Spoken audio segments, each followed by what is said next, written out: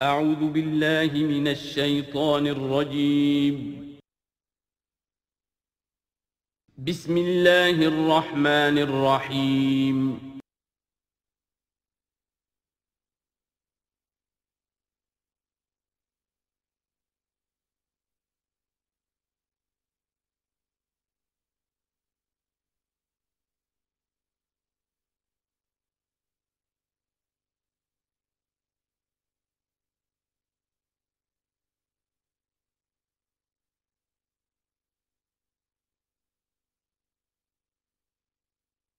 نحمده ونصلي على رسوله الكريم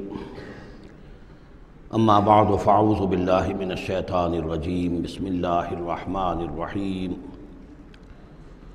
واتل ما اوحي اليك من كتاب ربك لا مبدل لكلماته ولن تجد من دونه ملتحدا واصبر نفسك مع الذين يدعون ربهم بالغداة والعشي يريدون وجهه ولا تعد عيناك عنهم تريد زینة الحیاة الدنیا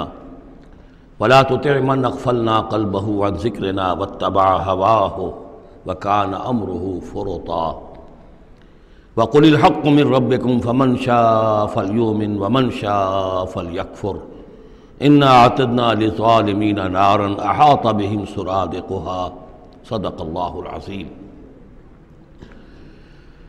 اور پڑھا کرو اس میں سے کہ جو وحی کیا گیا ہے آپ کی جانب آپ کے رب کی کتاب میں سے، اس کی باتوں کا بدلنے والا کوئی نہیں، اور نہیں پاؤ گے تم اپنے لیے اس کے سوا کوئی اور جائے پناہ۔ تھامے رکھو، روکے رکھو اپنے آپ کو ان لوگوں کے ساتھ جو پکارتے ہیں اپنے رب کو صبح و شام اور چاہتے ہیں اس کی رضا، طالب ہیں اس کے روئے انور کے، اور نہ دوڑیں آپ کی نگاہیں ان سے ہٹ کر آپ کہ دنیا کو یہ محسوس ہو، یہ مغالطہ ہو کہ ترید و زینت الحیات الدنیا۔ یہ ذرا مشکل مقام ہے قرآن مجید کا کہ بظاہر تو الفاظ یہ ہیں کہ آپ کی نگاہیں دنیا کی زیبائش اور آرائش کی تلاش میں ان فقراء اور غرباء سے ہٹ کر امراء کی طرف نہ اٹھیں، لیکن ظاہر بات ہے کہ حضور صلی اللہ علیہ وسلم کی یہ شان نہیں تھی، لہذا اس میں جو بات سمجھ میں آتی ہے وہ یہ ہے کہ ایسا نہ ہو کہ آپ کے التفات کی وجہ سے دنیا یہ محسوس کرے کہ ان کی نگاہ میں بھی وقت اور اہمیت جو ہے وہ دنیاوی مال و دولت اور اسباب کی ہے۔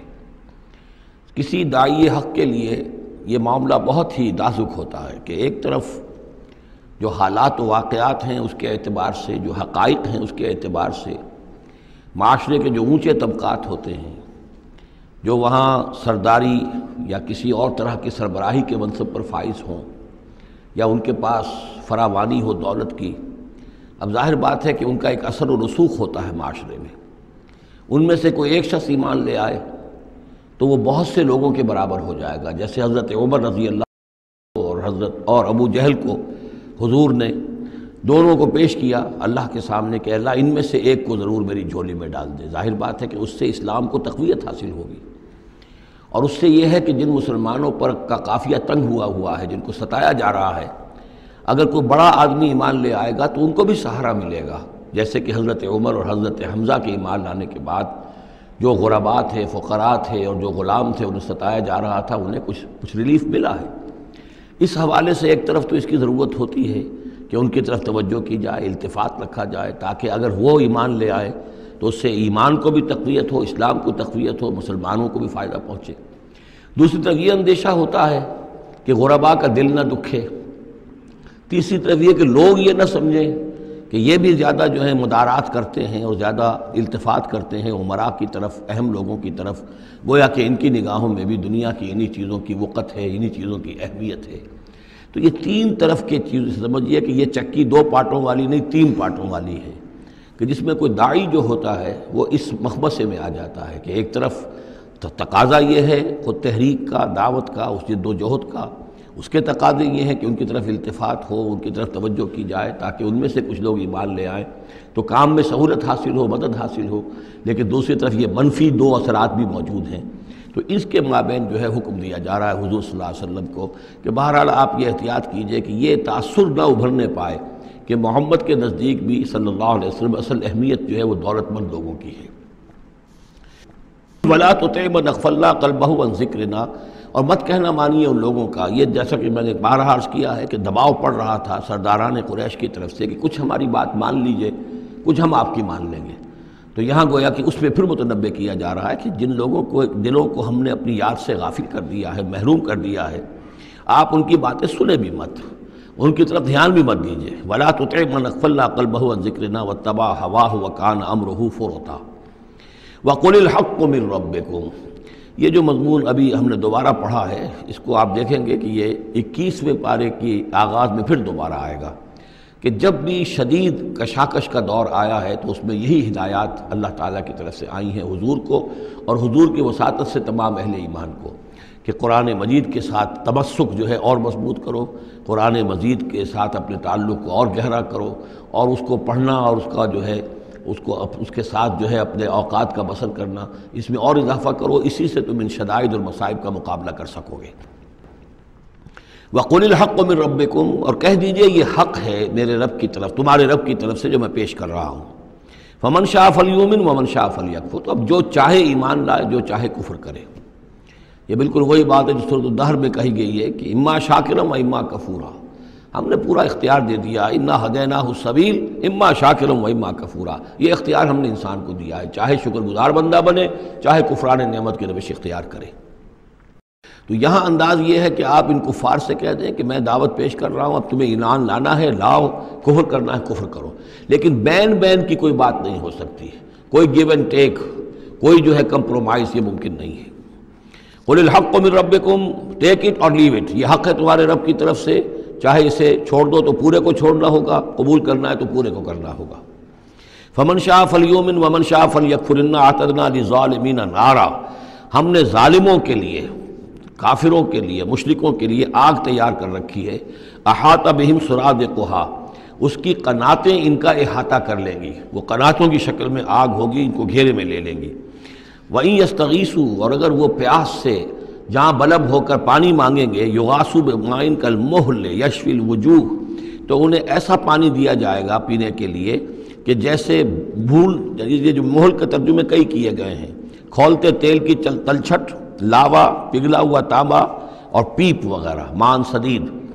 ان میں، اور وہ اتنا گرم ہوگا یشفی الوجوہ کہ ان کے چہروں کو بھون دے گا۔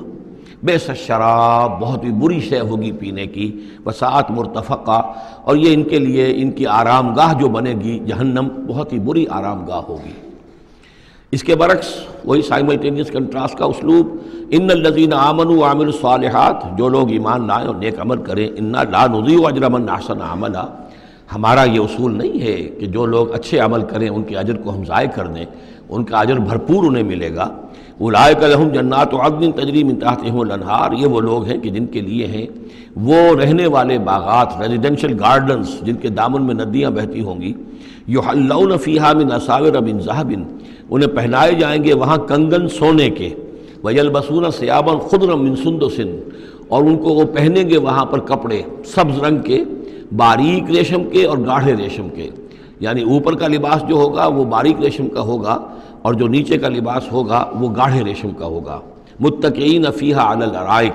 اور وہ وہاں پر تکیہ لگائے ہوئے، ٹیک لگائے ہوئے بیٹھے ہوں گے تختوں کے اوپر۔ نعم الثواب، کیا ہی اچھا بدلہ ہوگا، وحسنت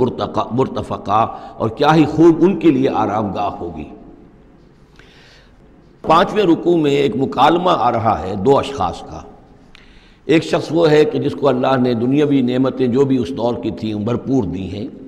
مادی وسائل بھرپور دے رکھے ہیں، اور وہ اس قدر اس کا معاملہ ٹھیک چل رہا ہے کہ ہوتے ہوتے اس کی نگاہ اب اللہ کی طرف سے ہٹ کر ان مادی اسباب و وسائل ہی پر جم گئی ہے، اس کا توکل اور اعتماد اسی پر قائم ہو گیا ہے۔ ایک دوسرا شخص ہے دنیاوی اعتبار سے مرفع الحال نہیں ہے، اس کے پاس دولت نہیں ہے، دنیاوی چیزیں نہیں ہیں، لیکن وہ اللہ تعالیٰ کی معرفت اسے حاصل ہے۔ وہ اس دولت مند آدمی کو بھی نصیحت کرتا ہے کہ تم اللہ کو بھول گئے ہو، تمہیں چاہیے کہ ہم تمام چیزوں کے اوپر جو بھی اللہ نے تمہیں دی ہے اس کا شکر ادا کرو، اس کا حق ادا کرو۔ لیکن اس نے اپنے گھمنڈ میں آ کر اسے بہت تلخ جواب دیا کہ میرے پاس یہ سب کچھ ہے تو گویا کہ میں اللہ تعالیٰ کا لاڈلا ہوں، چہیتا ہوں، تم جوتیاں پٹخار رہے ہو، تمہارے پاس کچھ نہیں ہے، تمہاری کوئی حیثیت نہیں ہے، تمہاری حیثیت ہی نہیں ہے کہ مجھے تم واعظ بھی کہو۔ لیکن یہ کہ اس پر پھر جو ان کے درمیان معاملہ ہوا تو انہوں نے کہا، اس شخص نے، کہ ہو سکتا ہے کہ اللہ تعالیٰ تمہارے اس سارے دولت کو اور مال و اسباب کو ضائع کر دے، لیکن یہ کہ اس نے کہا کیسے ہو سکتا ہے، میں نے سارا بندوبست ٹھیک ٹھیک کیا ہوا ہے۔ بہرحال نتیجہ یہ نکلا کہ اللہ تعالیٰ نے اس کی اس پوری دولت کو ایک طریقے سے ضائع کر دیا، اور پھر وہ اپنے ہتھیلیاں ملتا رہ گیا، کف افسوس ملتا رہ گیا، اور اس نے کہا ہائے کاش کہ میں نے اپنے رب کے ساتھ شرک نہ کیا ہوتا۔ حالانکہ اس پورے رکوع میں کہیں کسی دیوی کا، دیوتا کا، کسی اور الہہ کا کوئی ذکر نہیں ہے۔ تو اس رکوع میں سمجھنے کی بات یہ ہے کہ ایک شرک ہے مادہ پرستی کا شرک، مادی اسباب و وسائل پر اتنا تکیہ ہو جائے، اتنا توکل ہو جائے، اتنا اعتماد ہو جائے کہ پھر اللہ تعالیٰ کو انسان بھول جائے، مسبب الاسباب پر سے نگاہ ہٹ جائے، اور وہ سمجھے کہ سارا اعتماد اور توکل میرا ان مادی اسباب و وسائل پر ہے۔ تو یہاں گویا کہ اس نے ان مادی وسائل و اسباب ہی کو اپنا معبود بنا لیا ہے۔ تو یہ شرک ہے جو اس دور کا سب سے بڑا شرک ہے۔ اس دور میں بت پرستی کا شرک بہت کم رہ گیا ہے، اب ستارہ پرستی کا شرک کہاں رہ گیا ہے؟ کون لوگ ہیں جو ستاروں کو پوجتے ہیں؟ اب تو انسان سمجھتا ہے ستاروں تک تو ہم پہنچ ہی جائیں گے، ہمارا علم تو پہنچ ہی چکا ہے، چاند تک ہم اتر آئے ہیں، اب چاند کو کون پوجے گا؟ یہ جو اب ساری جو ہے اب جو پوجا پاٹ ہو رہی ہے وہ تو مادہ پرستی کی ہے، وہ دولت کی ہے، وہ در حقیقت یا وہ نظریاتی طور پر وطن پرستی ہے، اس کا ایک شرک ہے۔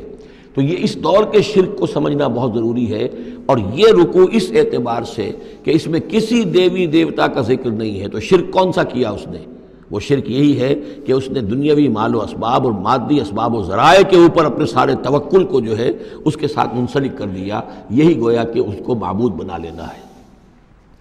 وَاضْرِبْ لَهُم مَثَلَ الرَّجُلَيْنِ، ان کے لیے بیان کیجئے دو اشخاص کی مثال۔ جعلنا لأحدهما جنتین من اعناب، ان میں سے ایک کو ہم نے دیے تھے دو باغ انگوروں کے، وحففناہما بنخل، اور ان دونوں کو گھیرے میں لیا ہوا تھا کھجوروں کے درختوں نے۔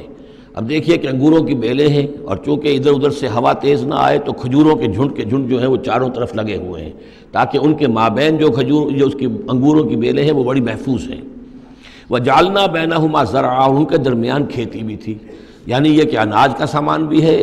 اور انگوروں کی بیلیں بھی ہیں، اور یہ کہ کھجوروں کے درخت بھی ہیں۔ کلتا الجنتین آتت اکلہا، اور وہ دونوں باغات اپنا پھل دیتے تھے، ولم تظلم منہ شیئا، سال بسال پھل آ رہا ہے، سال ہر سال ہو گئے، ہر سال پھل آ رہا ہے، اس میں کوئی کمی نہیں کرتے تھے۔ جب یہ چیز چلتی رہتی ہے تو آدمی کا خود بخود ایک توکل جو ہے وہ اس چیز کے ساتھ وابستہ ہو جاتا ہے، وہ بھول جاتا ہے کہ اس کی اللہ تعالیٰ کے فضل و کرم سے ہے یا اللہ کے اذن سے ہے، بلکہ یہ کہ وہ انہی چیزوں کو سمجھ بیٹھتا ہے کہ یہ دائم ہے اور قائم ہے۔ وَفَجَّرْنَا خِلَالَهُمَا نَهْرًا، اور ہم نے ان کے مابین ایک نہر بھی نکال دی تھی، آب پاشی کا بھی پورا نظام موجود ہے۔ وَكَانَ لَهُ ثَمَرٌ، اور اس کے میوے بھی تھے، یعنی یہ بھی تھا کہ باغ جو ہے پھلا ہوا اس وقت، انگور بھی ہیں اور کھجور بھی جو ہے درخت جو ہیں لدے ہوئے ہیں، اور ایک اس کا مفہوم یہ بھی ہے میرے نزدیک جو زیادہ راجح ہے کہ اس کو اولاد بھی اللہ نے خوب دی تھی۔ جیسے درختوں پر پھل لگتا ہے تو انسان کے لیے اس کی اولاد جو ہے اس کے پھل کی حیثیت رکھتے ہیں، تو گویا کہ اس کو اولاد بھی ملی تھی۔ فقال لصاحبہ وہو یحاورہ، تو کہا اس نے اپنے ساتھی سے، ان سے وہ گفتگو کر رہے تھے، آپس میں گفتگو کر رہا، انا اکثر منک مالا واعز نفرا، میں تم سے کہیں بڑھ کر ہوں مال میں اور نفری میں۔ اب یہ نفری کے حوالے سے میں نے کان لہو ثمر، اس کے بیٹے بھی تھے، اولاد بھی تھی، تو اس کے حوالے سے وہ نفری کی بات بھی کر رہا، میرے بازو بھی بہت ہیں۔ وَدَخَلَ جَنَّتَهُ، اور وہ داخل ہوا اپنے باغ میں، وَهُوَ ظَالِمٌ لِنَفْسِهِ، اور وہ اپنے جان پر ظلم کر رہا تھا، یعنی اسی گمراہی کے اندر مبتلا تھا۔ قَالَ مَا أَظُنُّ أَن تَبِيدَ هَٰذِهِ أَبَدًا، انہوں نے کہا میں نہیں سمجھتا کہ یہ باغ بھی کبھی اجڑ سکتا ہے۔ کیا مجھے دھمکا رہے ہو کہ اللہ تعالیٰ جو ہے کہیں تم میری یہ دولت سلب نہ کر لے؟ دیکھو میں نے کھجوریں کس حساب سے یہاں پر لگائی ہیں کہ کوئی اگر آئے بھی، کوئی باد سرسر آئے یا کوئی اور بھی ہوا کا تیز لو کے جھونکے آئیں تو وہ میری انگوروں کے بیلوں تک نہ پہنچے۔ یہ گویا کہ سینٹینلز کھڑے ہوئے ہیں، کھجور کے درخت جو ہیں وہ روک رہے ہیں۔ پھر میں نے یہاں پہ آب پاشی کا نظام ہے، نہر چلی ہوئی ہے۔ ما اظن ان تبید هذه ابدا، میں نہیں سمجھتا کہ میرا یہ باغ جو ہے کبھی یہ کہ برباد بھی ہو سکتا ہے۔ وما اظن الساعة قائمة، اور یہ جو تم قیامت وغیرہ کی بات کر رہے ہو، اول تو میرا گمان نہیں ہے کہ کوئی قیامت کھڑی ہونے والی ہے۔ وما اظن الساعة قائمة، میں نہیں سمجھتا کہ یہ قیامت ہونے والی ہے۔ ہاں ڈکوسلے سے ہیں، کچھ بڑوں سے سنا تو ہے،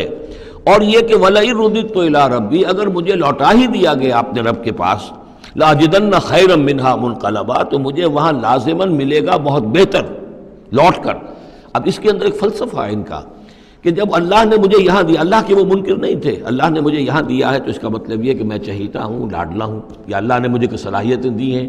میں نے بڑی عمدہ پلاننگ کر کے باغ بنائے ہیں، سارا اس کا بندوبست کیا ہے، تو یہ میری جو صلاحیت ہے، یہ اللہ کی دی ہوئی جو میرے اندر ہے، یہ جو خیر ہے، یہ کہاں چلا جائے گا؟ آخرت میں بھی مجھے پھر ملے گا اور اس سے بہتر ملے گا، اور تم جیسے یہاں جوتیاں پٹخار رہے ہو ایسے ہی وہاں پٹخارو گے۔ وَلَئِن رُدِدتُّ إِلَىٰ رَبِّي، اگر بالفرض ہو ہی گیا ایسا، لوٹا ہی دیا گیا میں اپنے رب کی طرف، لَأَجِدَنَّ خَيْرًا مِّنْهَا مُنقَلَبًا، تو اس سے بھی بہتر مجھے وہاں پر ملے گا۔ قَالَ لَهُ صَاحِبُهُ، اب اس اللہ کے بندے نے جو نیک بندہ تھا کہا اس سے، اس کے ساتھی نے، وَهُوَ يُحَاوِرُهُ، اور ان سے گفتگو کر رہا تھا، أَكَفَرْتَ بِالَّذِي خَلَقَكَ مِن تُرَابٍ، کیا تو نے کفر کیا اس ہستی کا جس نے تجھے مٹی سے بنایا، ثم من نطفہ، پھر گندے پانی کی بوند سے بنایا، ثم سواک رجلا، پھر تجھے ایک پورا انسان بنا کر کھڑا کر دیا۔ اب یہاں اور تجھے کفر کون سا کیا؟ یعنی یہ کہ وہ رب مان رہا ہے اللہ کو، اور رب کے ساتھ اس نے کسی اور کا ذکر نہیں کیا ہے۔ مطلب یہ کہ آخرت کا انکار در حقیقت اللہ کا انکار ہے۔ اگر تم آخرت کے بارے میں جو کہہ رہے ہو کہ نہیں میں نہیں سمجھتا کہ یہ کوئی ہونے والی بات ہے، تو چاہے تم اللہ کو اقرار کر رہے ہو، لیکن حقیقت میں اگر آخرت کو نہیں مانتے تو گویا کہ اللہ کا انکار ہے۔ لَٰكِنَّ هُوَ اللَّهُ رَبِّي، لیکن جہاں تک میرا معاملہ ہے، میں نے تو اللہ کو اپنا رب مانا ہوا ہے، وہی میرا مالک ہے، آقا ہے، وَلَا أُشْرِكُ بِرَبِّي أَحَدًا، اور میں اپنے رب کے ساتھ کسی کو شریک نہیں ٹھہراتا۔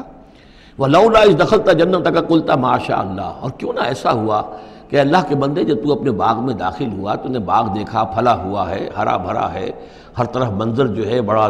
دل خوشکن منظر ہے، تو کہتا ما شاء اللہ۔ یہ پھر وہی مجلسی کلمہ آ گیا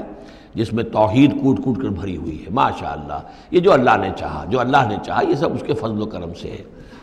لا قوت الا باللہ، کوئی طاقت نہیں ہے اللہ کے سوا۔ اگر اللہ کی طرف سے یہ بات نہ ہوتی تو میرے اندر کوئی صلاحیت نہیں تھی، اللہ ہی کی ہے در حقیقت، یہ دین ہے اسی کی عطا ہے۔ ان ترن انا اقل منک مالا و ولدا، اگر تم دیکھ رہے ہو کہ میں تم سے کم ہوں مال میں بھی اور اولاد میں بھی، فعسى ربی ان یؤتینی خیرا من جنتک، تو مجھے تو اپنے رب کے بارے میں یہ یقین ہے کہ وہ جب چاہے مجھے تیرے باغ سے بہتر باغ دے سکتا ہے،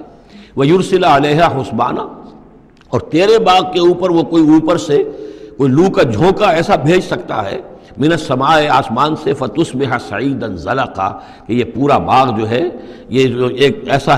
چٹیل میدان ہو کر رہ جائے کہ یہاں کوئی درخت رہے نہ بیلے رہے۔ معلوم ہوا کہ ہر چیز جب آنکھ کھلی گل کی تو موسم تھا خزاں کا، یہ ہو سکتا ہے، عین ممکن ہے۔ اور یصبح ماؤہا غوراً، یا اللہ آسمان سے کوئی ایسی نہ بھی بھیجے کوئی چیز بلا، تو اس کا پانی ہی جو تمہارا یہ جو چشمہ چل رہا ہے، وہ پانی ہی اگر زمین کے اندر گہرا اتر جائے، یہ چشمہ خشک ہو جائے، فلن تستطیع لہ طلبا، اور پھر تو پانی کہیں سے لا نہ سکے، تو یہ باغ خود بخود اچڑ جائے گا۔ یہ سارے امکانات ہیں، مسبب الاسباب نے تمہارے لیے اس وقت سارے اسباب جمع کر رکھے ہیں، جب چاہے گا ان میں سے کسی ایک سبب کی بھی اگر تناب کھینچ لے تو یہ سارا معاملہ جو ہے یہ تو شیش محل کی طرح کا ہے، ایک ہی جو پتھر ہے وہ اس سب کو چکنا چور کر دے گا۔ وَأُحِيطَ بِثَمَرِهِ، معلوم ہوتا کہ وہ بہت ہی کوئی اللہ کا پہنچا ہوا شخص تھا، جو اللہ کا دوست تھا، اور اس کا دل دکھایا اس شخص نے، جس کو تانا دیا اسے انا خیر من کہ انا اکثر منک مالا و ولدا، تو اس حوالے سے اس کا دل دکھا ہے۔ اور یہ جان لیجئے کہ کسی اللہ والے کا من عادى لی ولیا فاذنته للحرب، تو ایک حدیث قدسی ہے، جو شخص میرے کسی ولی کے ساتھ دشمنی کرے پھر میری طرف سے اس کے خلاف اعلان جنگ ہے۔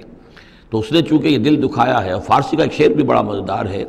کہ ہیچ قوم را خدا رسوا نہ کرد، تا دلے صاحب دلے نامد میں درد،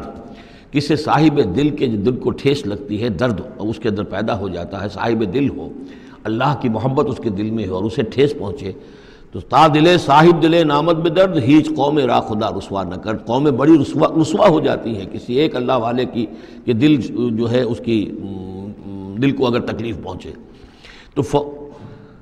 وَأُحِيطَ بِثَمَرِهِ، اس کا سارا ثمر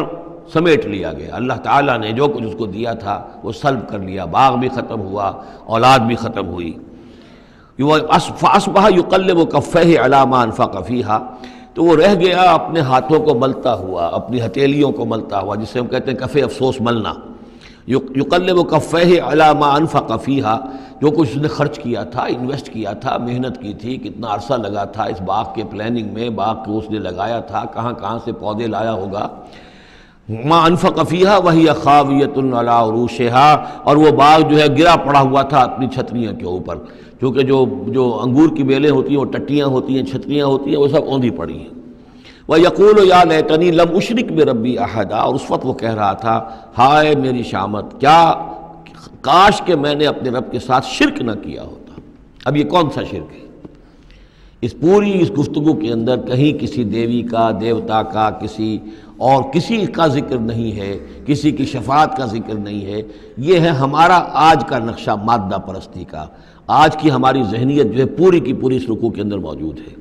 وَلَمْ تَكُنْ لَهُ فِئَةٌ يَنْصُرُونَهُ، اور نہ ہوئی پھر اس کی کوئی جماعت، کوئی اس کی فوج ہوتی جو اس کی مدد کرتی من دون اللہ، اللہ کے مقابلے میں۔ وَمَا كَانَ مُنْتَصِرًا، اور نہ ہی وہ اس قابل تھا کہ کسی سے انتقام لے۔ کس سے انتقام لے؟ سارا فیصلہ تو اللہ کی طرف سے ہوا ہے۔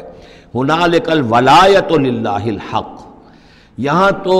حکومت اور اختیار کل کا کل اللہ ہی کے لیے ہے، سچے اللہ کے لیے جو الحق ہے۔ یہ ولایا ہے واو کے زبر کے ساتھ۔ والی کہتے ہیں حاکم کو، مالک کو والی سے ولایا بنتا ہے۔ ولی کہتے ہیں دوست، پشت پناہ، اور اس سے ولایا بنتا ہے، ولایت باہمی۔ اللہ ولی الذین آمنوا یخرجہم من الظلمات الی النور، اور الا ان اولیاء اللہ لا خوف علیہم ولا ہم یحزنون، یہ ولایت ہے واو کے زیر کے ساتھ۔ اور والی ہونا کسی کا، فلاں ملک کا والی فلاں تھا، یعنی وہاں کا حکمران تھا، بادشاہ تھا، تو یہاں کی بادشاہی، یہاں کا اختیار، ہنالک الولایۃ للہ الحق، کل ولایت اللہ ہی کے ہاتھ میں ہے۔ ہوا خیر ثوابا و خیر عقبا، یقیناً وہی بہتر ہے انعام دینے والا، اور وہی بہتر ہے نتیجے کے اعتبار سے، عاقبت کے اعتبار سے۔ وَاضْرِبْ لَهُم مَثَلَ الْحَیَاةِ الدُّنْیَا، اور ان کے لیے ذرا بیان کیجئے ایک مثال دنیا کی زندگی کے لیے۔ کَمَاءٍ أَنزَلْنَاهُ مِنَ السَّمَاءِ، جیسے پانی کہ ہم نے اتارا آسمان سے، فَاخْتَلَطَ بِهِ نَبَاتُ الْأَرْضِ، اس کے ساتھ رل مل کر زمین کا جو سبزہ ہے وہ نکل آیا۔ فَأَصْبَحَ حَشِيمًا تَذْرُوهُ الرِّيَاحُ، اب یہ ایک لمبی بات ہے جسے مختصر کیا گیا کہ پھر کچھ عرصے کے بعد وہ سبزہ جو ہے وہ زرد پڑ جاتا ہے، پھر دھوپ کے اندر سوکھ کر پیلا ہو گیا، پھر چورا چورا ہو گیا، پھر وہ چٹیل زمین کی زمین رہ گئی۔ تو زندگی کا یوں سمجھیے کہ جیسے فصل لے لیجئے، کھیت کے اندر آپ نے بیج ڈالے ہیں، ہل چلایا ہے، پانی دیا ہے، اب فصل ہے، لہرا رہی ہے، ہریاول ہے، بڑا دل خوش کن منظر ہے۔ کچھ دنوں کے بعد اسی فصل کے اوپر جو زردی آ جاتی ہے، پھر وہ پک گئی ہے، اس کے بعد وہ کٹ جاتی ہے، کٹنے کے بعد پھر وہی منظر وہی ہے، وہی ویران منظر ہے، اور کہیں کہیں جو ہے وہ جو بھی توڑی کے تن کے کچھ پڑے ہوئے ہیں، اللہ اللہ خیر صلی اللہ۔ یہ جو سائیکل ہے، یہ پلانٹ لائف کی سائیکل ہے، 3 مہینے کی ہے، 4 کی ہے، 6 کی ہے، 7 کی ہے، یہی ہے نا۔ لیکن یہی سائیکل ایک بڑے پیمانے پر انسانی زندگی کی ہے۔ ایک بچہ پیدا ہوا، اس وقت جو ہے بڑی خوشیاں منائی گئیں، پھر وہ بڑا جوان ہوا، قوی ہوا، طاقت والا ہوا، پھر اس کے اوپر ادھیڑ ابھر آ گئی، بال میں سفیدی آ گئی، چہرے پر جو ہے وہ جھریاں پڑنی شروع ہوئیں، اس کے بعد پھر اس پر موت وارد ہوئی، پھر اسے قبر میں اتار دیا گیا، وہ مٹی سے تھا اور مٹی میں جا کر مل گیا۔ ایک ہی سپین ایک چل رہا ہے، سائیکل چل رہا ہے۔ یہ انسانی زندگی کا سائیکل ہے، اور یہ جو نباتاتی زندگی کا سائیکل ہے، فرق اس میں کچھ نہیں ہے۔ اوپر سے پانی آیا اور زمین کا سبزہ نکل آیا، اوپر سے روح آئی ہے، اور ہمارے یہ اجساد اس زمین سے نکلے ہوئے ہیں۔ ان دونوں نے مل کر ہمیں اس حیات دنیاوی کی ایک شکل دے دی ہے۔ روح اوپر سے آئی ہے، زمینی شے نہیں ہے۔ بولے روح من امر ربی، اور یہ کہ زمینی طور پر جو بھی کچھ ہے، جو نظام ہے یہاں کا، اس میں یہ ہمارا جسم بنتا ہے اپنے ماؤں کے پیٹوں میں، اور پھر یہ روح کے ساتھ مل کر اس دنیا کی زندگی کے اندر ایک جو ہے ایک وقفہ امتحان جو ہے اس کو بسر کر رہا ہے۔ وَاضْرِبْ لَهُم مَثَلَ الْحَیَاةِ الدُّنْیَا، ان کے لیے دنیا کی زندگی کی مثال بھی بیان کیجئے، کَمَاءٍ أَنزَلْنَاهُ مِنَ السَّمَاءِ، جیسے کہ پانی جو ہم نے اتارا آسمان سے، فَاخْتَلَطَ بِهِ نَبَاتُ الْأَرْضِ، تو پھر اس کے ساتھ سبزہ جو ہے زمین کا رل مل کر نکل آیا، فَأَصْبَحَ حَشِيمًا، پھر وہ ہو گیا چورا چورا، تَذْرُوهُ الرِّيَاحُ، کہ جنہیں ہوائیں لیے اڑتی ہیں، اڑتی پھر رہی ہیں۔ وَكَانَ اللَّهُ عَلَىٰ كُلِّ شَيْءٍ مُقْتَدِرًا، اور یہ اللہ تعالیٰ جو ہے ہر شے پر قادر ہے، اس کے لیے جیسے یہ سائیکل چل رہا ہے تمہارا نباتاتی، ایسے ہی حیواناتی ہے، ایسا ہی تمہارا انسانی زندگی کا ہے۔ المال والبنون زینت الحیات الدنیا، یہ زینت کا لفظ 3 مرتبہ اس صورت میں آیا ہے، اور یہ اس کا عمود ہے، میں بتا چکا ہوں آپ کو۔ انا جعلنا ما علی الارض زینۃ لہا لنبلوہم ایہم احسن عملا۔ پھر آیا ترید و زینت الحیات الدنیا، اے نبی دیکھیے کہیں لوگوں کو گمان نہ ہو کہ محمد بھی دنیا کی زندگی کی زیبائش اور آرائش ہی پر ریجھے ہوئے ہیں، معاذ اللہ صلی اللہ علیہ وسلم۔ اب یہاں فرمایا یہ دنیا کی زندگی جو تمہاری ہے، اس میں اولاد اور مال یہ تمہارے لیے زیبائش ہے، آرائش ہے، لیکن کتنی دیر کی؟ صرف اس زندگی کا معاملہ ہے، اسی کے لیے یہ ساز و سامان ہے جو برت لوگے، یہ رشتے جو ہیں یہ بھی یہاں ہی کے لیے ہیں۔ آخر میں تو ظاہر بات ہے کہ پھر جو ہے تمہیں اکیلے جا کر پیش ہونا اللہ کی عدالت میں، نہ کوئی باپ تمہارا ساتھ دے گا، نہ کوئی بیوی ساتھ دے گی، نہ کوئی بیٹا ساتھ دے گا۔ کلہم آتی ہے یوم القیامت فردا، اگلی سورہ جو ہے سورہ مریم، اس کے اندر یہ بات آ رہی ہے، اکیلے جو ہے پھر وہ اپنا پورا محاسبہ جو ہے اس کو فیس کرنا ہے۔ المال والبنون زینت الحیات الدنیا، مال اور بیٹے یہ دنیا کی زندگی کی رونق ہیں۔ والباقیات الصالحات، باقی رہنے والی تو نیکیاں ہیں۔ نیکی کوئی کمائی ہے اس 30 سال میں، 40 سال میں، 50 سال میں، تو ان کے لیے بقا ہے، مال کے لیے کوئی بقا نہیں ہے۔ الباقیات الصالحات خیر عند ربک ثواب و خیر عملا، وہ یقیناً بہتر ہیں تیرے رب کے نزدیک ثواب کے اعتبار سے، بدلے کے اعتبار سے بھی، اور توقع اور امید کے اعتبار سے۔ امید اگر کوئی لگانی ہے تو یہ مال اسباب سے نہ لگاؤ، امید اگر لگانی ہے تو اولاد سے نہ لگاؤ، امید لگانی ہے تو کوئی نیکی اگر ہے اور آخرت میں اس کا اجر و ثواب کی توقع ہے تو تمہارے لیے سہارا جو ہے اصل بننا چاہیے وہ۔ وَيَوْمَ نُسَيِّرُ الْجِبَالَ، اب یہ قیامت کا نقشہ کھینچا جا رہا ہے، اور جس دن کہ ہم چلائیں گے پہاڑوں کو، وَتَرَى الْأَرْضَ بَارِزَةً، اور تم دیکھو گے کہ زمین بالکل ننگی ہو گئی ہے، کوئی اونچائی نہیں رہی، کوئی نیچائی نہیں رہی، کوئی اونچ نہیں، کوئی ٹیڑھ نہیں، کچھ نہیں، سیدھی چٹیل۔ پہاڑ چل جائیں گے تو ظاہر بات ہے کہ یہ اونچائیاں ختم ہو جائیں گی۔ وَحَشَرْنَاهُمْ، اور ہم ان سب کو جمع کریں گے، وَلَمْ نُغَادِرْ مِنْهُمْ أَحَدًا، اور ان میں سے ایک کو نہیں چھوڑیں گے، کوئی بھی نسل انسانی کا جو حضرت آدم سے لے کر اور قیامت کے آخری ساعت تک جو لوگ بھی پیدا ہوں گے سب کے سب موجود ہوں گے۔ وَعُرِضُوا عَلَىٰ رَبِّكَ صَفًّا، وہ پیش کیے جائیں گے اپنے رب کے سامنے صفیں باندھے ہوئے۔ لَقَدْ جِئْتُمُونَا كَمَا خَلَقْنَاكُمْ أَوَّلَ مَرَّةٍ، یہ پہلے بھی مضمون آ چکا ہے، آ گئے ہونا ہمارے پاس جیسے کہ ہم نے پیدا کیا تھا پہلی مرتبہ۔ پہلی مرتبہ کب؟ عالم ارواح میں، وہ اکٹھے تھے سب کے سب۔ بعد میں جو دنیا میں پیدائش ہماری ہوئی ہے یہ تخلیق ہے دوسری مرتبہ، یہ زمینی تخلیق کے ساتھ روح کو جوڑ کر جو ہے یہ ہمارا در حقیقت یہ تخلیق ثانی ہے۔ تخلیق اول جو ہے وہ تو ہماری ارواح کی شکل میں ہوئی، اور وہ اس شکل میں تھی کہ آدم سے لے کر اگر کل دنیا کی زندگی 15,000 برس ہو، فرض کیجئے آدم کے بعد سے لے کر قیامت تک، تو 15,000 برس تک جتنے انسان نسل آدم میں پیدا ہوئے بیک وقت وہ موجود تھے اس وقت بھی، اور بیک وقت موجود ہوں گے قیامت کے میدان میں بھی۔ لَقَدْ جِئْتُمُونَا، آ گئے ہو ہمارے پاس، كَمَا خَلَقْنَاكُمْ أَوَّلَ مَرَّةٍ، جیسے کہ ہم نے پیدا کیا تھا تمہیں پہلی بار۔ بَلْ زَعَمْتُمْ أَن لَّن نَّجْعَلَ لَكُم مَّوْعِدًا، اس وقت ہم نے تم سے ایک قول و قرار لیا تھا، لست بربکم قالوا بلا، لیکن اس دنیا کی زندگی میں تمہیں یہ گمان ہو گیا تھا کہ تمہارے لیے ہم کوئی وقت، وعدے کا وقت مقرر نہیں کریں گے، یعنی ملاقات نہیں ہوگی، تم بھول گئے تھے اس ملاقات کو، جی چرا رہے تھے ہم سے ملنے سے۔ الذین لا یرجون لقاءنا، جو ہم سے ملاقات کی امیدوار ہی نہیں ہے، اس خیال ہی کو ذہنوں سے دور رکھتے تھے کہ کبھی اللہ کے حضور میں حاضری ہے۔ ووضع الکتاب، اور اعمال نامہ لا کر رکھ دیا جائے گا، وضع۔ اب وہ اعمال نامہ کیا ہوگا؟ کون سا جائنٹ قسم کا کوئی کمپیوٹر ہوگا؟ ہر فرد نوع بشر، آدم کی ہر نسل کا اس میں پورا کارنامہ زندگی محفوظ ہوگا۔ آپ کو معلوم ہے جیسے کمپیوٹر کے اوپر ایک بٹن دبتا ہے اور وہ سب آ گیا، اور ایک بٹن دبے گا اس کا پورا جو چھپ کر بھی آ گیا۔ ایک ایک فرد کی پوری زندگی کا ریکارڈ موجود ہے۔ جیسا کہ میں نے کئی بار عرض کیا، ان چیزوں کا ماننا اب جتنا آسان ہو گیا ہے، آج سے 100 برس پہلے ماننا اتنا آسان نہیں تھا۔ کس قدر گہرے ایمان بالغیب کی ضرورت تھی۔ آج تو یہ چیزیں ہمارے حساب کتاب میں آ رہی ہیں، چھوٹے چھوٹے سے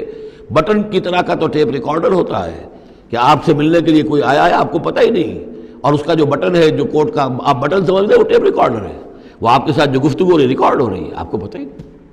جو صورتحال یہ ہو چکی ہے، ذرا لگائیے کہیں پر اور آپ کو معلوم ہوگا کہ آپ کی ساری گفتگو سن لیجئے آپ۔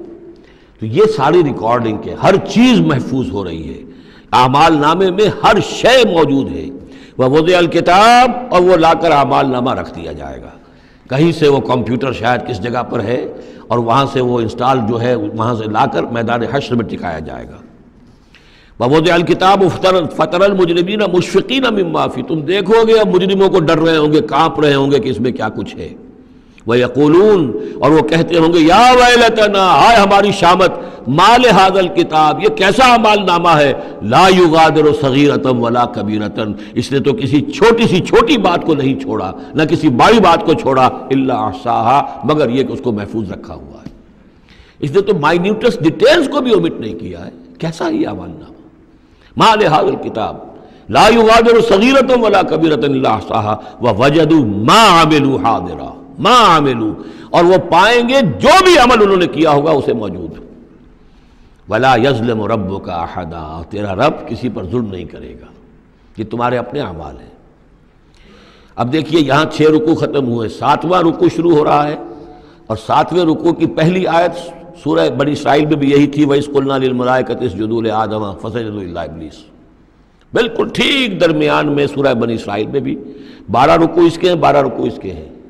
سورہ بنی اسرائیل کی 111 آیات ہیں، سورہ کہف کی 110 آیات ہیں، یعنی یوں سمجھیے کہ نہایت حسین، متوازن، ہر اعتبار سے بہت ہی خوبصورت جوڑا ہے۔ اس کی نسبت زوجیت جو ہے اس سورہ بنی اسرائیل اور سورہ کہف کی بہت نمایاں ہے۔ میری ایک کتاب ہے، وہ اس میں آخری جو ہے اسی پر بحث ہے،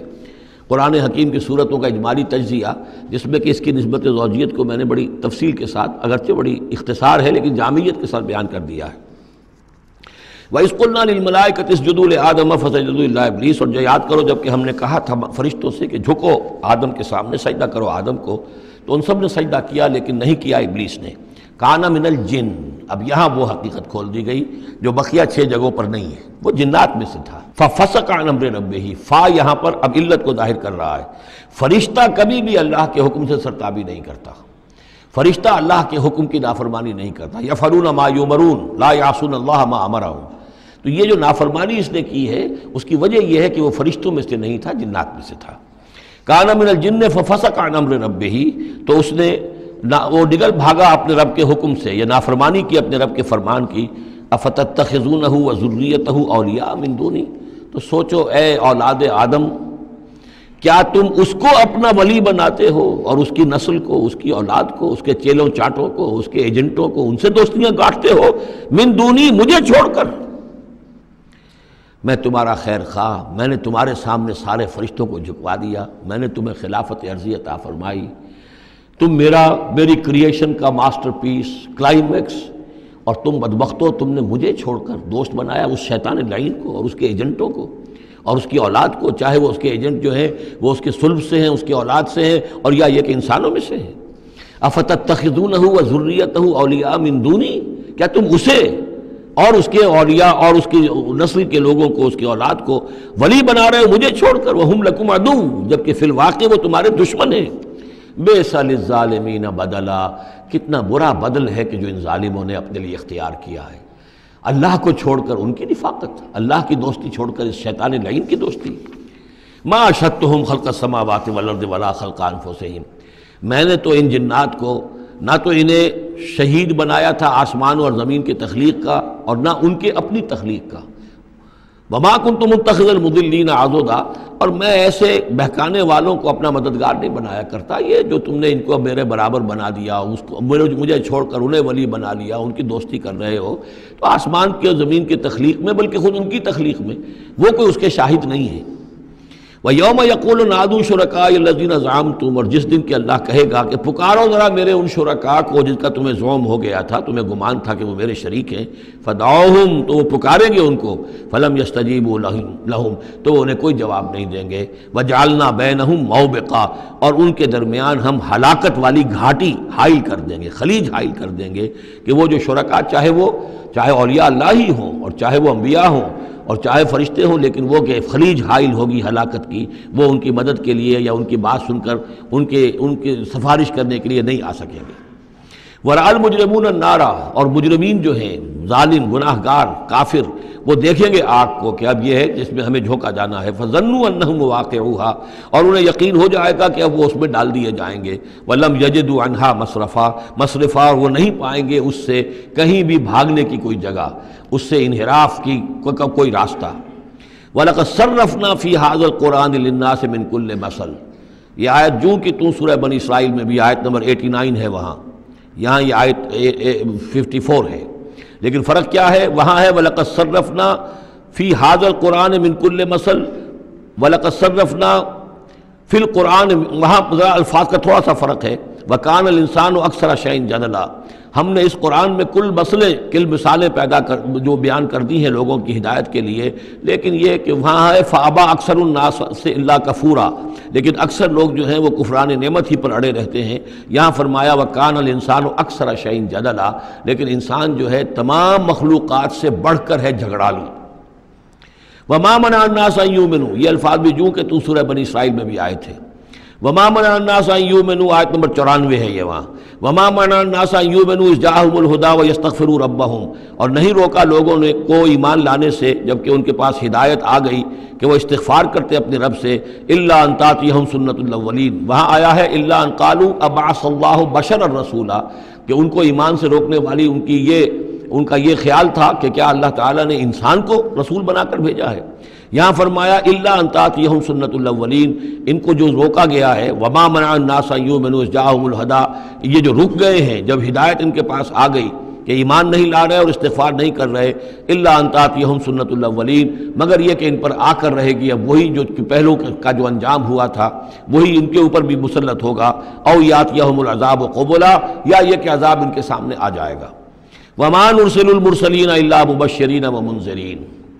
یہاں پہ جمع کے صیغے میں آ رہا ہے، سورہ بنی اسرائیل میں واحد کے صیغے میں آیا تھا آخری رکوع میں، وما ارسلناک الا مبشرا ونذیرا، اور ہم نے نہیں بھیجا ہے محمد آپ کو مگر مبشر اور نذیر بنا کر۔ یہاں جمع کے صیغے میں وما نرسل المرسلین الا مبشرین ومنذرین ویجادل الذین کفروا بالباطل، اور یہ کافر جو ہیں یہ جھگڑتے ہیں کفر اور بالباطل، جھوٹ کے لیے، جھوٹ کی طرف سے، لیدحضوا بہ الحق، تاکہ اس کے ذریعے سے حق کو بچلا دیں، حق کو ٹلا دیں، حق کو شکست دے دیں۔ یہ جھگڑ رہے ہیں، دلیل بازی کر رہے ہیں، مناظرے کر رہے ہیں، کٹ حجتیاں کر رہے ہیں۔ وَيُجَادِلُ الَّذِينَ كَفَرُوا بِالْبَاطِلِ لِيُدْحِضُوا بِهِ الْحَقَّ وَاتَّخَذُوا آيَاتِي وَمَا أُنذِرُوا هُزُوًا، اور انہوں نے میری آیات کو اور جو انہیں انذار کیا گیا، خبردار کیا گیا، اس کو ہنسی مذاق اور ٹھٹھا بنا لیا ہے۔ وَمَنْ أَظْلَمُ مِمَّنْ ذُكِّرَ بِآيَاتِ رَبِّهِ، اس شخص سے بڑھ کر ظالم کون ہوگا جسے اس کے رب کی آیات کے ذریعے سے نصیحت کی جائے، یاد دہانی کرائی جائے، فَأَعْرَضَ عَنْهَا، پھر بھی وہ اعراض کرے ان آیات الہیہ سے، وَنَسِیَ مَا قَدَّمَتْ يَدَاهُ، اور بھول جائے کہ اس کے دونوں ہاتھوں نے آگے کیا بھیجا ہوا ہے، کیا کرتوت ہیں جو بھیجے ہوئے ہیں۔ اگر تو ایمان لے آتا، ان آیات سے استفادہ کرتا، اپنے کیے پر پچھتاتا، توبہ کرتا، اس دنیا ہی میں اپنے سابقہ گناہوں کی اللہ تعالیٰ سے معافی لے کر جاتا، لیکن یہ کہ یہاں تو صورت یہ ہے کہ وَمَنْ أَظْلَمُ مِمَّنْ ذُكِّرَ بِآيَاتِ رَبِّهِ، اسے تذکیر کی گئی، نصیحت کی گئی اس کے رب کی آیات سے، فَأَعْرَضَ عَنْهَا، اس نے اعراض کیا، وَنَسِیَ مَا قَدَّمَتْ يَدَاهُ، اور بھولے رہا وہ کہ کیا کچھ اس نے آگے بھیجا ہوا ہے، کیا جھانٹ جکار جو ہے اس نے عاقبت کے لیے تیار کیا ہوا ہے۔ اِنَّا جَعَلْنَا عَلَىٰ قُلُوبِهِمْ أَكِنَّةً أَن يَفْقَهُوهُ، یہ مضمون بھی آ چکا ہے سورہ بنی اسرائیل میں، حجابا مستورا، اور ہم نے ان کے دلوں کے اوپر جو ہے پردے ڈال دیے ہیں۔ انا جعلنا علی قلوبہم اکنۃ لیفقہوہ، ہم نے ان کے دلوں کے اوپر پردے ڈال دیے ہیں کہ اسے سمجھ نہ پائیں، وفی آذانہم وقرا، اور ان کے کانوں میں ہم نے ثقل پیدا کر دیا، بوجھ پیدا کر دیا کہ یہ سن نہیں سکتے۔ وان تدعوہم الی الہدی، اور اگر آپ پکاریں گے انہیں ہدایت کی طرف دعوت دیں گے، فلن یہتدوا اذا ابدا، تو یہ کبھی بھی ہدایت پانے والے نہیں ہیں۔ یعنی اب ان کے دلوں پر مہر لگ چکی ہے، اب اللہ تعالیٰ کا وہ جو قانون ہے ہدایت و ضلالت کا، اس کی جو آخری دفعہ ہے وہ ان کے اوپر لگ چکی ہے، ان کے اوپر اپلائی ہو چکی ہے۔ وَرَبُّكَ الْغَفُورُ ذُو الرَّحْمَةِ، اور آپ کا رب جو ہے بہت بخشنے والا ہے، بہت رحمت والا ہے۔ لَوْ يُؤَاخِذُهُم بِمَا كَسَبُوا لَعَجَّلَ لَهُمُ الْعَذَابَ، اگر وہ جو کچھ بھی ان کی کمائیاں ہیں، جو کرتوت ہیں، ان کے اوپر فوراً مواخذہ کر لیتا تو بہت جلدی ان کو عذاب جو ہے بھیج دیتا۔ اس سے پہلے آ چکا ہے، پھر زمین کے اوپر تو کوئی ایک انسان بھی باقی نہ رہتا اگر فوری طور پر انسان کو جو ہے سزا دے دی جائے۔ لَعَجَّلَ لَهُمُ الْعَذَابَ، تو اللہ تعالیٰ یقیناً بہت جلدی دے دیتا ان کو عذاب۔ بل لَهُم مَوْعِدٌ، نہیں، ان کے لیے ایک وقت ہے، وعدے کا وقت ہے جو معین ہے۔ لَن يَجِدُوا مِن دُونِهِ مَوْعِلًا، وہ اس سے کہیں سرکنے کی جگہ نہیں پائیں گے۔ جب وہ اجل آ جائے گی، جب وہ موعد آ جائے گا، جو وعدے کا وقت آ جائے گا، پھر جیسے پہلے ہم پڑھ چکے ہیں لا يستقدمون ولا يستاخرون، نہ اب آگے جا سکیں گے نہ پیچھے۔ وَتِلْكَ الْقُرَىٰ أَهْلَكْنَاهُمْ لَمَّا ظَلَمُوا، اور یہ وہ بستیاں ہیں جن کا کہ ذکر ہم قرآن مجید میں بار بار کر چکے ہیں، یا احقاف کے اندر جو لوگ آباد تھے، اور یہ جو حجر میں لوگ تھے، اصحاب الایکا تھے، وہ عمورہ اور صدوم کی بستیاں تھیں۔ وَتِلْكَ الْقُرَىٰ أَهْلَكْنَاهُمْ لَمَّا ظَلَمُوا، ہم نے ان کے رہنے والوں کو ہلاک کیا جبکہ انہوں نے ظلم کی روش اختیار کی، شرک کی اور کفر کی روش اختیار کی۔ وَجَعَلْنَا لِمَهْلِكِهِمْ مَوْعِدًا، اور ان کی بھی ہلاکت اور بربادی کے لیے ہم نے ایک وعدے کا وقت معین کر دیا تھا، اس وقت معین سے پہلے عذاب ان پر بھی نہیں آ سکتا تھا۔ وَإِذْ قَالَ مُوسَىٰ لِفَتَاهُ لَا أَبْرَحُ حَتَّىٰ أَبْلُغَ مَجْمَعَ الْبَحْرَيْنِ أَوْ أَمْضِيَ حُقُبًا۔ اب یہ دو رکوع ہیں کہ جن میں حضرت موسیٰ علیہ السلام کے ایک سفر کا ذکر ہے۔ روایات میں جو بات معلوم ہوتی ہے، اور وہ اس قرآن مجید کے بیان کے ساتھ وہ چیز مطابقت رکھتی ہے، اس لیے بیان کر رہا ہوں کہ حضرت موسیٰ کو اللہ تعالیٰ نے حکم دیا کہ فلاں جگہ پر جاؤ اور وہاں تمہیں ہمارا ایک بندہ ملے گا، اور وہ بندہ جو ہے بہت صاحب علم ہے، کچھ عرصہ اس کے پاس رہو۔ ہو سکتا ہے کہ یہ حضرت موسیٰ علیہ السلام کا بھی ابتدائی دور ہو نبوت کا، اور جیسے کہ اللہ تعالیٰ نے ہمیں معلوم ہے روایات سے 3 برس تک جو حضور صلی اللہ علیہ وسلم کی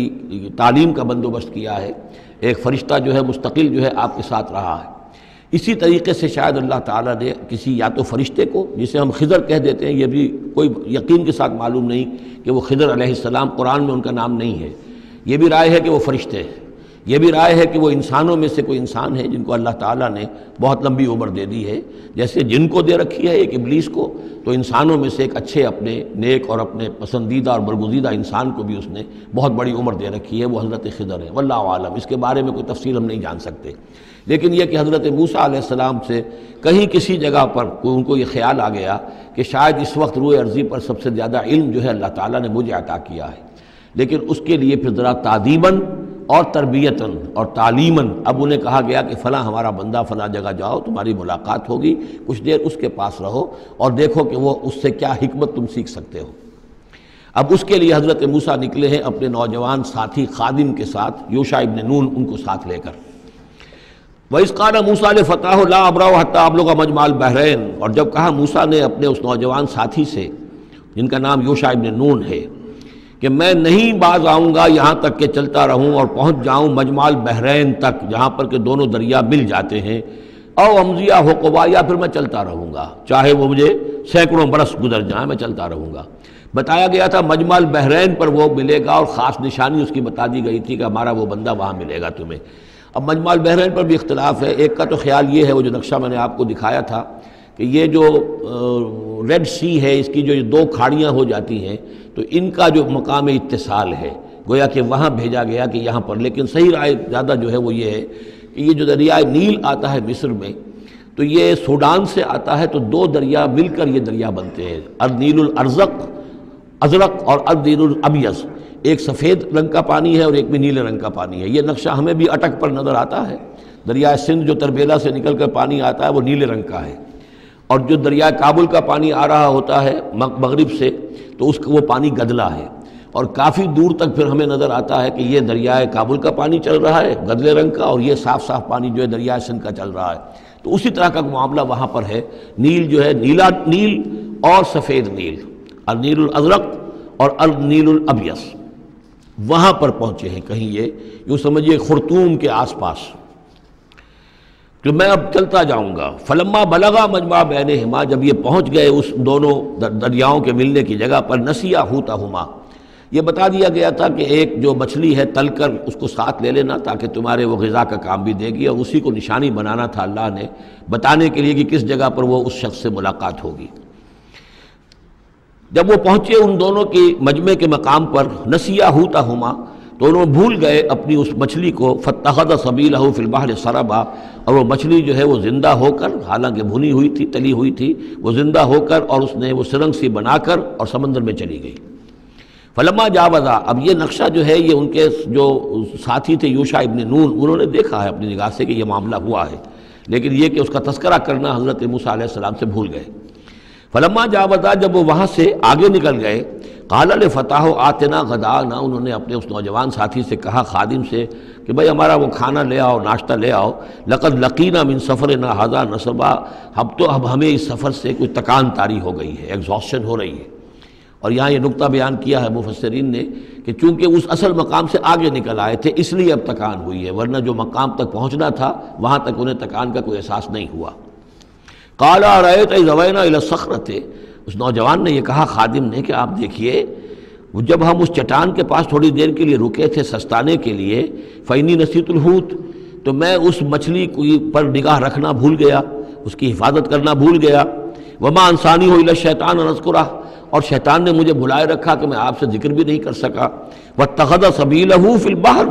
وہ تو زندہ ہو کر اور اس نے اپنا راستہ بنایا اور سمندر میں اتر گئی یا دریا میں اتر گئی، عجبا، بہت عجیب یہ واقعہ تھا جو پیش آیا تھا۔ قال ذالک ما کنا نبغی، اب حضرت موسیٰ نے کہا اسی کے تو ہم تلاش میں تھے، یہی تو نشانی بتائی گئی تھی کہ یہاں پر، اب چلو واپس وہیں۔ فارتدا علی آثارہما قصصا، تو وہ اب لوٹے اپنے نقوش پا کو دیکھتے ہوئے، چونکہ وہیں پہنچنا ہے اب جہاں پر کہ وہ مچھلی جو ہے وہ زندہ ہو کر اور دریا میں اتر گئی تھی۔ فوجد عبدا من عبادنا، اب جو وہاں پہنچے تو پایا ہمارے بندوں میں سے ایک خاص بندے کو، آتیناہ رحمتا من عندنا، ہم نے اسے رحمت عطا کی تھی خاص اپنے پاس سے، وعلمناہ من لدنا علما، اور اسے علم سکھایا تھا خاص اپنے پاس سے۔ یہ علم لدنی ایک اصطلاح ہے جو یہیں سے لفظ اخذ کیا گیا ہے۔ ایک علم وہ ہے جو ہم سیکھتے ہیں، جو بھی پڑھتے ہیں سیکھتے ہیں، تفسیر پڑھی ہے، عربی پڑھی ہے، نحو پڑھی ہے، فقہ پڑھی ہے، یہ علم حاصل ہو رہا ہے، یا جیوگرافی پڑھی ہے، تاریخ پڑھی ہے۔ ایک وہ علم ہے جو اللہ کسی کے دل میں ڈال دیتا ہے بغیر کسی مادی طور پر دنیاوی اعتبار سے کسی تحصیل علم کی مشقت سے گزرے ہوئے، اس کو علم لدنی کہتے ہیں۔ لدن کہتے ہیں نزدیک، لدن اللہ، لدنی، ہم نے اپنے پاس سے، اپنے خاص خزانہ فضل سے، خاص خزانہ فیض سے اسے علم عطا کیا تھا۔ ہم نے اسے رحمت بھی دی تھی، آتیناہ رحمتا من عندنا وعلمناہ من لدنا علما۔ قال لہ موسیٰ، ان سے کہا موسیٰ نے، هل اتبعک، اگر آپ اجازت دیں تو میں کچھ عرصہ آپ کے ساتھ رہوں، علی ان تعلمنی مما علمت رشدا، لیکن اس لیے اس شرط کے ساتھ کہ آپ مجھے بھی سکھائیں کچھ جو آپ کو علم دیا گیا ہے اور جو بڑی سعادت مجھے اللہ نے بتایا ہے کہ آپ کو اللہ نے بڑا عقل، بڑی سمجھ بوجھ اور بڑی حکمت عطا کی ہے۔ قال انک لن تستطیع معی صبرا، انہوں نے کہا کہ دیکھو تم میرے ساتھ رہ کر صبر نہیں کر سکو گے۔ وَكَيْفَ تَصْبِرُ عَلَىٰ مَا لَمْ تُحِطْ بِهِ خُبْرًا، اور کیسے صبر کرو گے اس چیز پر کہ جس کا کہ علم تمہارے پاس نہیں ہے، جس کا تم نے احاطہ نہیں کیا ہے، تمہیں تو بات بڑی غلط لگے گی، عجیب سی لگے گی۔ قَالَ سَتَجِدُنِي إِن شَاءَ اللَّهُ صَابِرًا، حضرت موسیٰ نے کہا کہ نہیں انشاءاللہ آپ مجھے صابر پائیں گے، میں صبر کروں گا، وَلَا عَصِي لَكَ أَمْرًا، اور میں آپ کی کسی حکم کی خلاف ورزی نہیں کروں گا۔ اب دیکھیے یہاں انشاءاللہ صبر کے ساتھ تو آ گیا، ولا عاصی لک امرا، آپ کے حکم کی خلاف ورزی نہیں کروں گا، یہاں انشاءاللہ نہیں آیا ہے، اور اسی میں خلاف ورزی ہو گئی، یعنی یہ کہ انہوں نے جو حکم دیا تھا پھر اس کی وہ پابندی نہیں کر پائے۔ ولا تقولن لشیء انی فاعل ذلک غدا، اس کے ساتھ اس کو جوڑ لیجئے جو ہم پڑھا ہے اسی صورت میں، حضور سے کہا گیا تھا کبھی نہ یہ کہیے گا، یہاں بھی کہتے ہیں انشاءاللہ میں کوشش کروں گا، انشاءاللہ اللہ تعالیٰ کے فضل و کرم سے میں آپ کے حکم کی خلاف ورزی نہیں کروں گا۔ قال فإن اتبعتنی، اب یہ حکم ہے ان کا، انہوں نے کہا کہ اگر تم میرے ساتھ چلنا چاہتے ہو، رہنا چاہتے ہو، فلا تسألنی عن شیء، تو کسی چیز کے بارے میں مجھ سے خود مت پوچھنا، حتی احدث لک منہ ذکرا، یہاں تک کہ میں خود اس کے بارے میں کوئی تذکرہ کروں، بس دیکھتے جاؤ جو بھی میرے ساتھ ہو رہا ہے، دیکھتے رہو، آبزرو کرو، چپ رہو، خاموش رہو، میں جب مناسب سمجھوں گا جو اصل حکمت ہے ان چیزوں کی کہ جو تمہارے مشاہدے میں آئیں گی وہ میں تمہیں بتا دوں گا، لیکن تم مجھ سے سوال نہیں کرو گے۔ فانطلقا، اب وہ دونوں چلے، گویا کہ حضرت موسیٰ نے وہ بات مان لی۔ حتی اذا رکبا فی السفینۃ، یہاں تک کہ جب وہ دونوں سوار ہوئے کشتی میں، خرقہا، اب ان صاحب نے، یہ جو صاحب موسیٰ انہیں کہیں یا حضرت خضر کہیں، انہوں نے کشتی کا ایک تختہ اکھاڑ دیا۔ قال خرقتہا لتغرق اہلہا، اب حضرت موسیٰ علیہ السلام کہاں خاموش رہنے والے تھے، اتنا غلط کام کر رہے ہو تم، ساری کشتی کو ڈبونا چاہتے ہو، کیا تم نے توڑ ڈالا ہے، پھاڑ دیا ہے اس کشتی کو تاکہ غرق کر دو اس کے اندر جو سوار ہیں ان سب کو؟ لقد جئت شیئا امرا، یہ تو آپ نے ایک بہت غلط کام کیا، بہت بھاری ایک جرم ہے جو آپ سے سرزد ہوا ہے۔ قال الم اقل انک لن تستطیع معی صبرا، انہوں نے کہا کیا میں نے نہیں کہا تھا کہ تم میرے ساتھ صبر نہیں کر سکو گے؟ تو اصل بات سمجھ لیجئے وہ کیا ہے کہ دنیا میں جو ظاہر میں کوئی عمل ہو رہا ہوتا ہے ہم اس کو دیکھتے ہیں، اس کے پیچھے اللہ کی کیا مشیت کام کر رہی ہے وہ ہمیں نظر نہیں آتی۔ بظاہر کوئی شے ہمارے لیے بری ہے، اس کے پیچھے کوئی خیر آ رہا ہے، ہم اس بری چیز کو برا سمجھ کر اور وہ ہم جو ہے نالا و شیون کا معاملہ اختیار کر لیتے ہیں۔ عسیٰ ان تکرہوا شیئا وہو خیر لکم وعسیٰ ان تحبوا شیئا وہو شر لکم واللہ یعلم وانتم لا تعلمون۔ یہ ہے اصل میں وہ بات کہ جو سورہ بقرہ میں ہم نے پڑھی تھی۔ ہو سکتا ہے تم کسی چیز کو برا سمجھو جبکہ حقیقت میں وہ تمہارے لیے بہتر ہو،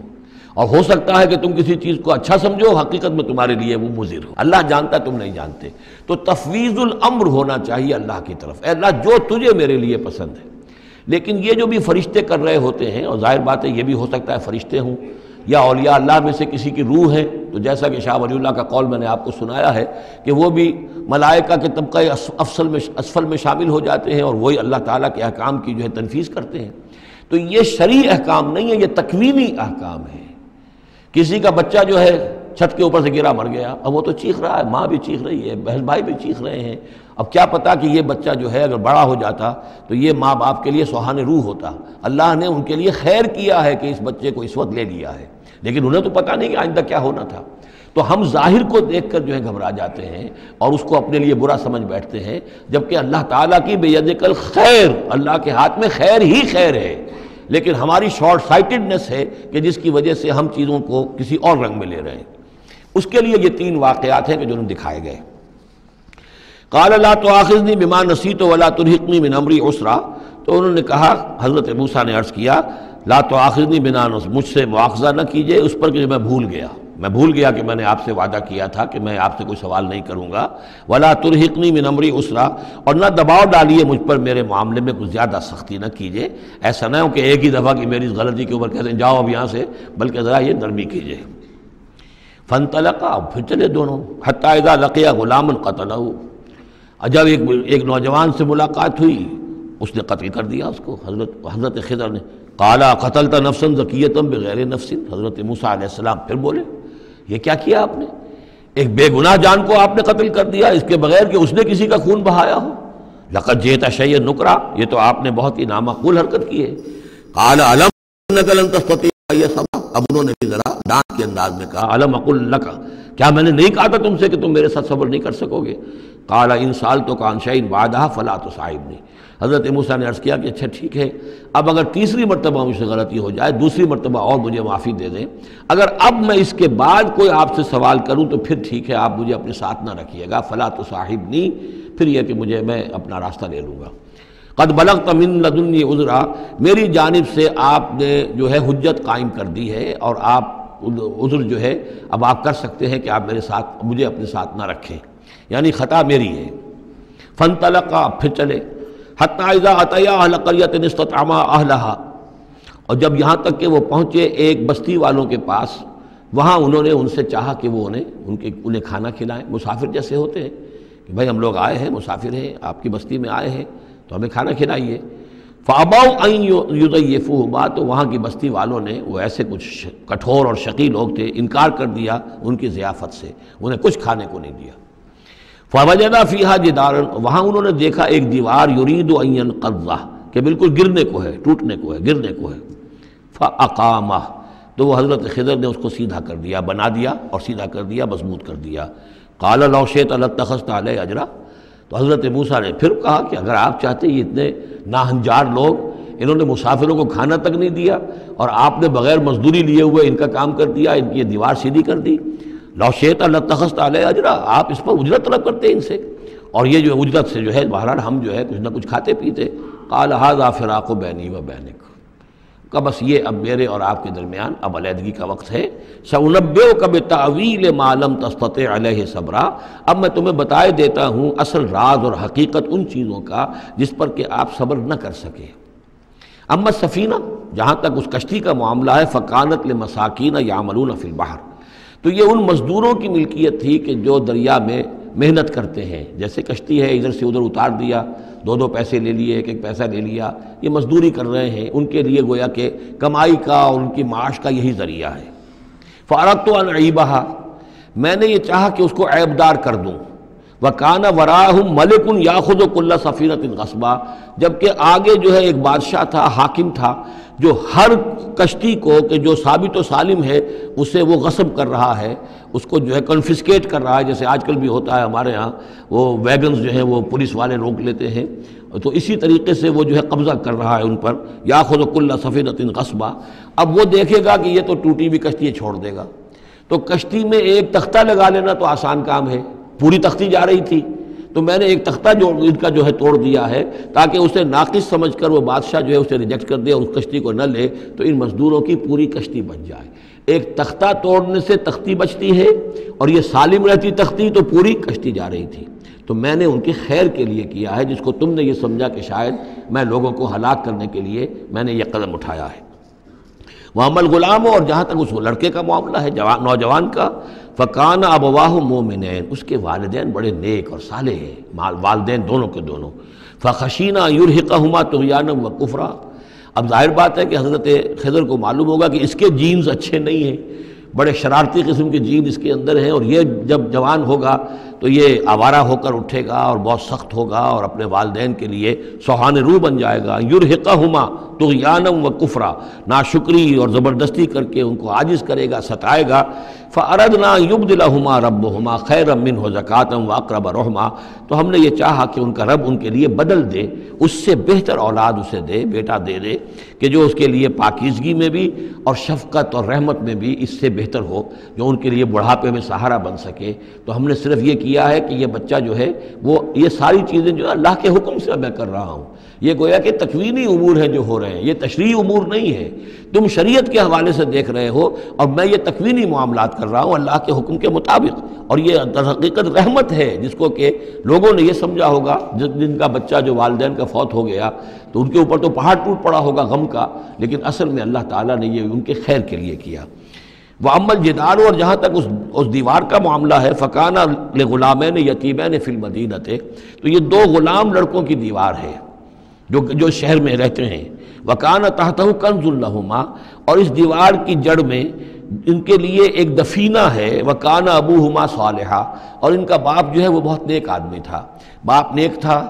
عین وہ جو سمجھئے کہ کسی جوانی میں یا کوئی وقت جو ہے وہ اس کی موت کا وقت آ گیا، بچے چھوٹے چھوٹے تھے، اس نے کچھ اپنی پونجی جو ہے گھر کے اندر ایک دیوار کی جڑ کے اندر بنیاد کے اندر دفن کر دی، یہ بڑے ہو جائیں بچے یہ نکال لیں۔ اب چونکہ وہ نیک تھا لہذا اللہ تعالیٰ کی طرف سے اس کا اہتمام ہو رہا ہے، دیوار اگر اس وقت گر گئی ہوتی تو یہ خزانہ ظاہر ہو جاتا، اور ابھی وہ بچے جو ہیں وہ چھوٹے ہیں، تو لہذا یہ لوگ جو ہیں بستی والے کتنے ناہنجار ہیں جنہوں نے ہمیں کھانے کو نہیں دیا ہے، وہ کیا یتیموں کے اس مال کی کا لحاظ کریں گے؟ وہ سارا کا سارا اس مال کو قبضہ کر لیں گے۔ تو میں نے وہ دیوار بنا دی ہے۔ کان ابوہما صالحا، ان کا باپ بہت نیک آدمی تھا۔ فاراد ربک یبلغ اشدہما، تو آپ کے رب کا یہ فیصلہ ہوا کہ یہ دونوں بچے جو ہیں اپنی پوری جوانی کو، پختگی کو، بلوغت کو پہنچ جائیں، ویستخرجا کنزہما، اور پھر وہ اپنا خزانہ نکال لیں۔ رحمتا من ربک، یہ تینوں امور آپ کے رب کی رحمت کا منظر ہے۔ بظاہر جو بھی نظر آ رہا ہے تو دنیا میں جو حالات و واقعات ہو رہے ہیں یہ حقیقت دنیا کے اعتبار سے ہم اس کے ظاہر کو دیکھتے ہیں، اور ظاہر کے حوالے سے ہی دل گرفتہ ہو گئے، رنجیدہ ہو گئے، نقصان ہو گیا، یہ ہو گیا، ہاں اے فلک پیر جواں تھا ابھی عارف، کیا تیرا بگڑتا جو نہ مرتا کوئی دن اور، مرثیوں پر مرثیے کہے جا رہے ہیں، یہ سب کچھ ہوتا ہے، لیکن یہ کہ یہ پتہ نہیں ہوتا کہ اللہ تعالیٰ کی طرف سے جو بھی ہے وہ خیر ہے، اسی میں بھلائی ہے۔ تو بندہ مومن کا کام کیا ہے؟ تفویض الامر الی اللہ، اپنے معاملات کو اللہ کے حوالے کر دے، راضی برضائے رب، جو اللہ کی طرف سے آیا کہ ہر ساقی ماریخت عین الطافست رحمتا من ربک، یہ سب کچھ رحمت تھا، رحمت ہے آپ کے رب کی طرف سے۔ وما فعلتہ عن امری، یہ میں نے اپنے جی سے نہیں کیا ہے، میرا فیصلہ نہیں ہے۔ یعنی یہ جو بھی تھے، چاہے فرشتے تھے اور چاہے کوئی نیک انسان ہے جنہیں اللہ نے بہت لمبی زندگی دے دی ہے، چاہے یہ کوئی روح ہے کہ جو انسانی شکل میں پھر آ گئی ہے، کہ جو اللہ تعالیٰ نے کسی ولی اللہ کی روح کو جو ہے وہ طویل زندگی دے رکھی ہے، کوئی بھی ہے، اس سے کوئی فرق واقع نہیں ہوتا، لیکن یہ کہ وہ در حقیقت کارکنان قضاء و قدر کی فوج میں ریکروٹ ہو گئے، وہ جو فیصلے کر رہے ہیں، جس کی تنفیذ کر رہے ہیں، اس کا شریعت سے تعلق نہیں ہے، وہ تکوینی امور ہے اللہ تعالیٰ کے۔ ذالک تعویل ما لم تستطع علیہ صبرا، یہ ہے تعویل، یہ ہے اصل حقیقت، یہ ہے اصل راز ان چیزوں کا جس پر کہ اے موسیٰ تم صبر نہ کر پائے۔ اب اس کے بعد جو ایک رکوع میں واقعہ آ رہا ہے ذوالقرنین کا، تو جو بھی 1-2 منٹ ہمارے پاس ہے اس میں میں تھوڑی سی تمہید بیان کیے دیتا ہوں کہ تو ایک سوال یہ بھی تھا کہ ذوالقرنین کون ہے؟ یہ کون ہے؟ یہ سمجھیے کہ اس صدی تک تقریباً 1300 برس تک ہمارے مفسرین ان کے علم میں نہیں تھا کہ کوئی اتنا بڑا بادشاہ رہا ہو جتنا بڑے بادشاہ کا ذکر ابھی ذوالقرنین کے حوالے سے آئے گا۔ تو لہٰذا لوگوں نے یہ سمجھا عام طور پر کہ سکندر اعظم، یہی معلوم تھا سکندر بہت بڑا فاتح تھا، وہ مقدونیہ سے چلا یونان سے اور دریائے بیاس تک آ گیا، کتنا بڑا، تو اس کو، لیکن یہ کہ اس کی سیرت و کردار جو ہے جو سکندر کی معلوم ہے، اس کی کوئی مناسبت ذوالقرنین کے اس کردار سے نہیں ہے۔ ذوالقرنین اصل میں ایران کے بادشاہ تھے، اور ایران اس وقت دو ملکوں میں اوپر میں منقسم تھا۔ اب بھی اگر ابھی کبھی نقشہ دیکھیں گے تو ایک علاقہ جو ہے ایران کا وہ تو ہے جو خراسان کا حصہ ہے، جو اصل ایران ہے اس کو بھی یوں سمجھیے دو حصوں میں، ایک پارس پرانا کہلاتا تھا جس سے فارس کا لفظ بنا ہے، اور دوسرا مادہ تھا، میڈیا یا مادہ۔ تو یہ ایک شخص ایسے ابھرے کہ جنہوں نے ان دونوں کو ملا کر ایک حکومت بنایا، اور وہاں سے سلطنت ایران کا جو یوں سمجھیے کہ جو ان کا ایک سنہرا دور ہے، اور ان کی عظمت و سطوت جس کی کہ وہ بہت زیادہ جس پر فخر کرتے ہیں، اس لیے کہ ایرانی قوم بڑی نیشنلسٹ ہے، نسل پرست ہے، ان کے اندر اپنی تاریخ پر، اپنی روایات پر جو ہے وہ بہت ان کو فخر ہے۔ تو وہاں سے وہ دور شروع ہوا، اور انہوں نے پھر اس علامت میں کہ میں نے دو ملکوں کو جوڑ کر ایک بنایا ہے، اپنے تاج کے اندر دو سینگ لگا لیے تھے، اور وہ جو ہے ذوالقرنین یہ لقب ان کا ہو گیا تھا۔ اس کے حوالے سے سوال کیا گیا، اور اس کے بارے میں تفصیل جو اگلے رکوع میں آئے گی۔ بارک اللہ لی ولکم فی القرآن العظیم ونفعنی وإیاکم بالآیات والذکر الحکیم۔